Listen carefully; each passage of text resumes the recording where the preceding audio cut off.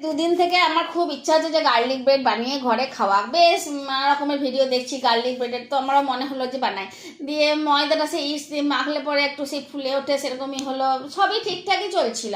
কিন্তু আমি তো আর এইটা জানি না যে কি কি জিনিস কত পরিমাণে দিতে হবে। তো আমি ধরো আমার নিজের আইডিয়া করে পনির, তারপরে ধনেপাতা, কাঁচা লঙ্কা আর কাজু বেটে রসুন বেটে নিয়েছিলাম। দিয়ে বেটে নেওয়ার পর পুরটা ঝোলঝোলি দেখো প্রথমবারে দিয়ে দিয়েছিলাম, তো অত মানে পাতলা করে দিলে পরে সেঁকতে কষ্টই আছে। সেজন্য আমি কি করলাম, আবার ওই পুরটাকে শুকনো শুকনো করলাম, দিয়ে আবার পরের পরোটাগুলোতে শুকনো পুরটা লাগিয়েছি। তিতলি আমাকে বললো যে মা, গার্লিক ব্রেডের উপরে কিন্তু মাখন আর রসুনের পেস্ট ব্রাশ করে দিতে হয়। দিয়ে সেইটাও করলাম, কিন্তু শেখা আর গেল না। মানে ওরা যেমন দেখাচ্ছিল না যে এমনি করে ঢাকনা দিয়ে আর তাওয়াতে রেখে দিল, দিয়ে স্টিমেই হয়ে গেল, সেরকম কিন্তু কিছুই হলো না, কোনো ব্রাউন কালারও আসেনি।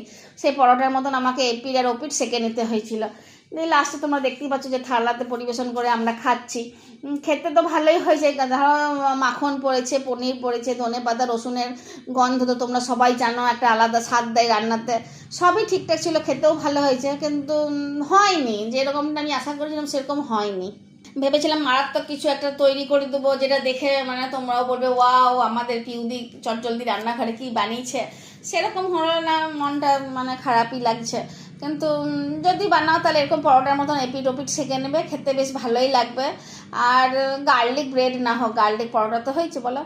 আর এই যে পুরটা দেখছো, পুরটার জন্য খেতে ভালোই লাগছে। কত রকমেরই তো পরোটা আমরা খাই, আলুর পরোটা, ছাতুর পরোটা, মূলোর পরোটা, তো ধরে নাও এটাও সেরকমই একটা গার্লিক ব্রেড পরোটা।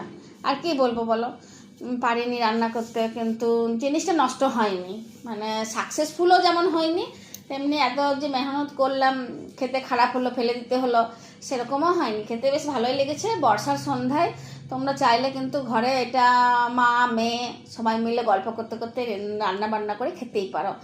আর এটার সাথে মানে কোনো চাটনি তরকারি কিছুই লাগবে না, সবই দেওয়া থাকে। বেশ ভালোই লাগলো খেতে। তাহলে তোমাদের যদি ভালো লাগে তাহলে ভিডিওটা দেখবে। তাহলে আজকে আসি।